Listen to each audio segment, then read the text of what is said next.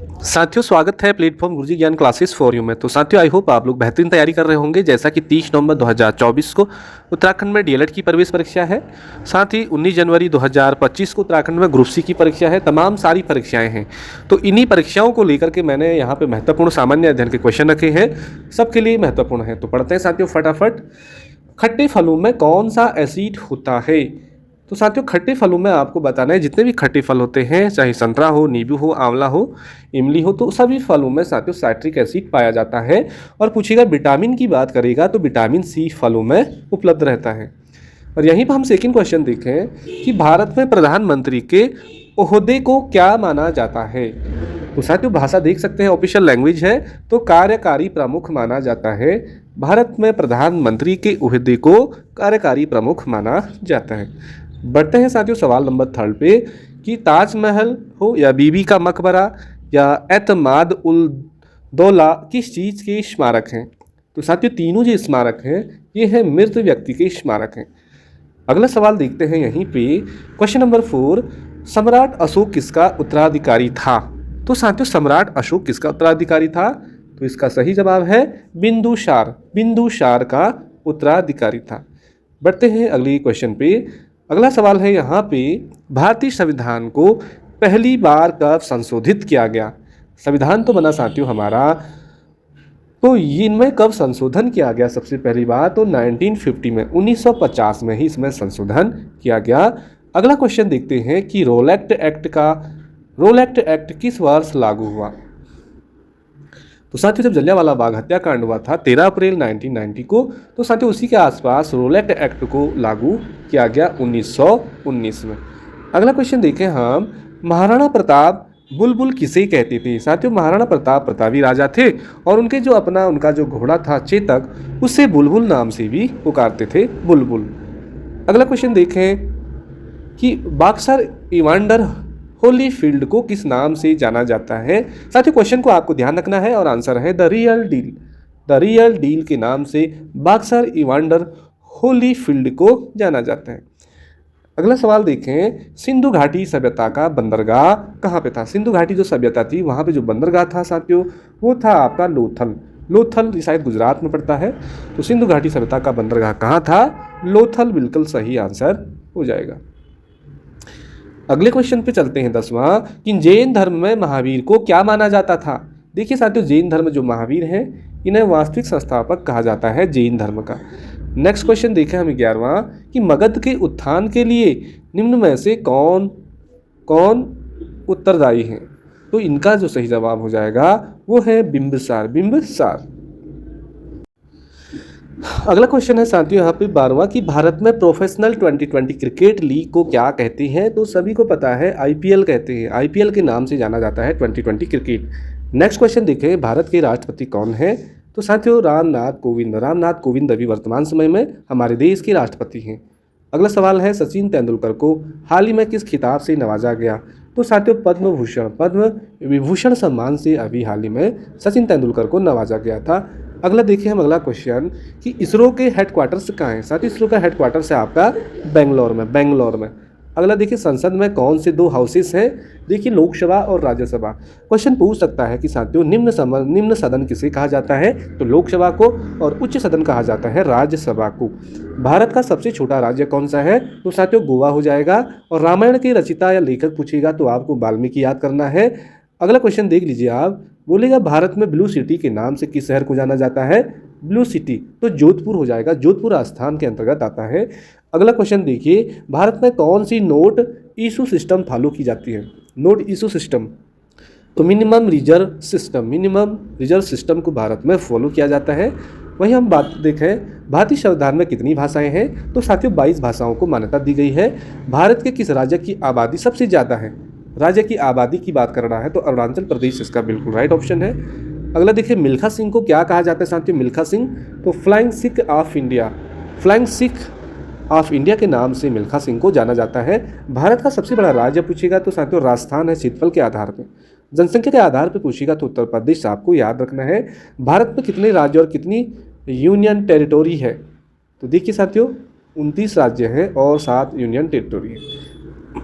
अब बदल गए हैं, अब 28 राज्य हो गया है और 8 केंद्र शासित प्रदेश हो गए हैं। भारत के 14वें प्रधानमंत्री कौन है? तो साथियों नरेंद्र मोदी जी हैं। गुप्त काल में कौन सी गुफाएं निर्मित की जो थी वो अजंता गुफाएं थी, अजंता गुफाएं थी। अगला क्वेश्चन देखें कि 7 अजूबों में कौन सा अजूबा आगरा में स्थित है? तो ताजमहल बिल्कुल अजूबा है और आगरा में स्थित है। अगला देखिए सह्याद्री को और किस नाम से जाना जाता है? द वेस्टर्न घाट्स के नाम से जाना जाता है सह्याद्री को। नेक्स्ट क्वेश्चन देखें साथियों, भारत की सबसे पुरानी पर्वत श्रृंखला कौन सी है? तो देखिए पुरानी पर्वत श्रृंखला की बात होगी तो अरावली की जो पहाड़ियाँ हैं, जो अरावली पर्वत है, ये सबसे पुरानी पर्वत श्रृंखला है भारत की। अगला देखिए ट्विन सीज कौन से 2 शहरों को कहा जाता है? ट्विन सीज। तो साथियों हैदराबाद और सिकंदराबाद को ट्विन सीज के नाम से भी जाना जाता है। अगला देखें भारत के राष्ट्रपति कौन है? तो महात्मा गांधी हैं। और हमारा राष्ट्रगान किसने लिखा? तो रविन्द्रनाथ टैगोर ने लिखा। Father of the Indian constitution किसे कहा जाता है? ये तो बिल्कुल इंपॉर्टेंट है, डॉक्टर वी.आर. अम्बेडकर को संविधान निर्माता कहा जाता है। भारत का गणतंत्र दिवस कब मनाया जाता है? 26 जनवरी को मनाया जाता है। आंध्र प्रदेश का साथियों लोक नृत्य है तो कुचिपुड़ी आपको याद रखना है। वर्तमान समय में भारत के गृह मंत्री कौन है? तो ये अमित शाह जी हैं। वित्त मंत्री निर्मला सीतारमण जी हैं और भारत के आरबीआई के जो गवर्नर है शक्तिकांत दास जी हैं। किस भारतीय ने प्रबुद्ध भारत पत्रिका शुरू की थी? स्वामी विवेकानंद जी ने प्रबुद्ध भारत जो पत्रिका है शुरू की थी। और ये थोड़ी क्वेश्चन पुराना है कि शिक्षा मंत्री है। और अगला देखें साथियों कि फेसबुक के संस्थापक कौन है? तो मार्क जुकरबर्ग हैं। Mark Zuckerberg. भारत में पहला फ़ोन कब लॉन्च किया गया? 1955 में। तो साथियों ये थे बेसिक क्वेश्चन थे ये, और भी तमाम सारे क्वेश्चन है यहाँ पे आप देख सकते हैं, इम्पोर्टेंट है। ये क्वेश्चन इंपॉर्टेंट है कि किस देश में पहली बार अंतर्राष्ट्रीय गीता महोत्सव मनाया गया? तो साथियों श्रीलंका जो देश है वहाँ पे पहली बार अंतर्राष्ट्रीय स्तर पर गीता महोत्सव का आयोजन किया गया। और पाकिस्तान से रिलेटिव भी समझ लो कि पाकिस्तान के 24वें प्रधानमंत्री कौन बने? तो शाहबाज शरीफ ये पाकिस्तान के 24वें प्रधानमंत्री बन गए हैं। जबकि साथियों देश आज़ाद हुआ था।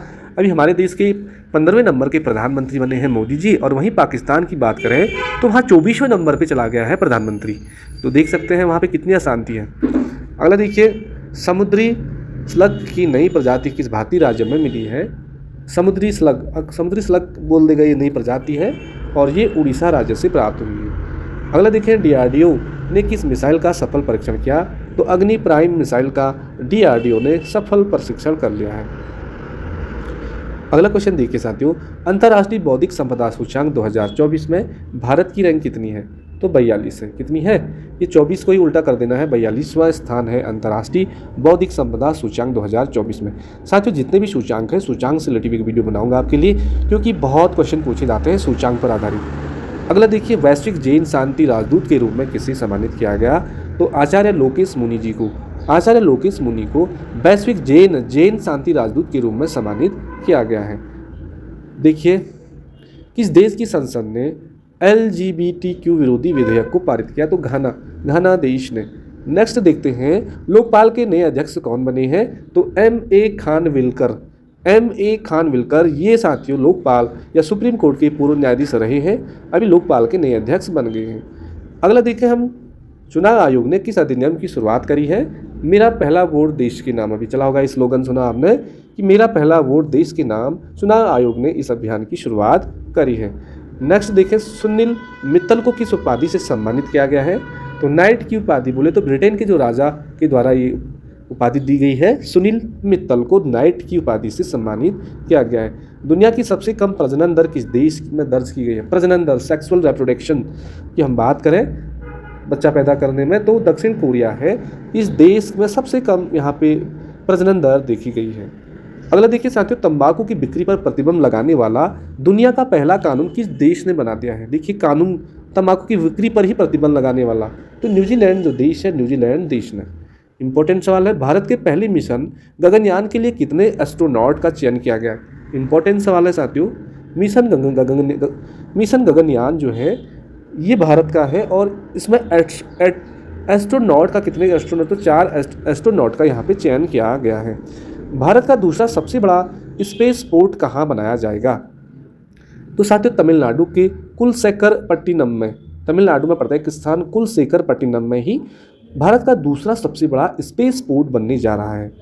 अशोक वीरांगवन को किस पुरस्कार से सम्मानित किया गया? तो टेक्सास का सर्वोच्च अकादमिक पुरस्कार, टेक्सास का सर्वोच्च अकादमिक पुरस्कार से अशोक वीराघवन को सम्मानित किया गया। दुनिया की तीसरी सबसे बड़ी मस्जिद का उद्घाटन किस देश में किया जा रहा है, हो गया है साथियों? तो अल्जीरिया में ही साथियों दुनिया की तीसरी सबसे बड़ी मस्जिद का उद्घाटन कर दिया गया। देख सकते हैं आप, बहुत ज़्यादा इंपॉर्टेंट क्वेश्चन। दक्षिण एशिया का सबसे बड़ा गोला बारूद और मिसाइल कॉम्प्लेक्स कहाँ लॉन्च किया गया है? दुनिया का कह रहा सर, दक्षिण एशिया का सबसे बड़ा गोला बारूद और मिसाइल कॉम्प्लेक्स कहाँ पे लॉन्च किया गया? तो कानपुर में। और किसके द्वारा? अदानी ग्रुप के द्वारा। अगला देखिए, 2024-25 सत्र से कक्षा 1 में प्रवेश की आयु क्या निर्धारित की गई है? साथियों हाल ही में इन्होंने 2000 कह रहे थे 7 वर्ष का बच्चा क्लास 1 में जाएगा, अब फिर गवर्नमेंट आ गई नीचे, 6 वर्ष से अधिक जिसको हो जाएंगे साथियों वो कक्षा 1 में जाएगा। सहकारी अनाज भंडारण योजना किसने लॉन्च करी? तो सहकारी अनाज भंडारण योजना जो अन्नदाता है हमारे देश के प्रधानमंत्री नरेंद्र मोदी ने ही सहकारी अनाज भंडारण योजना लॉन्च कर दिया है। अगला देखिए हम विश्व बैंक की वैश्विक पर्यावरण सुविधा के स्वतंत्र मूल्यांकन कार्यकाल की निदेशक किसे नियुक्त किया गया है? तो गीता बत्रा को। गीता बत्रा बिल्कुल इंपॉर्टेंट है। अगला देखिए, स्तन कैंसर का शीघ्र पता लगाने में मदद करने वाला सवेरा कार्यक्रम किस राज्य सरकार ने शुरू किया है? कैंसर का पता लगाने के लिए हरियाणा की सरकार ने। अगला क्वेश्चन देखिए, पाकिस्तान के नए उच्चायुक्त भारत में कौन नियुक्त हुए हैं? देखिए साथियों, साद अहमद वराइच को पाकिस्तान के नए उच्चायुक्त भारत में नियुक्त हुए हैं। अगला देखिए, जामा मस्जिद के 14वें शाही इमाम कौन बने हैं? तो साबान बुखारी। तो साथियों इस वीडियो में इतने ही क्वेश्चन देखते हैं। शुरुआत हो चुकी है बेहतरीन, आप बस पढ़ो, मेहनत करो और अपना नाम रोशन करो, यही हम चाहते हैं। धन्यवाद, नमस्कार, जय हिंद।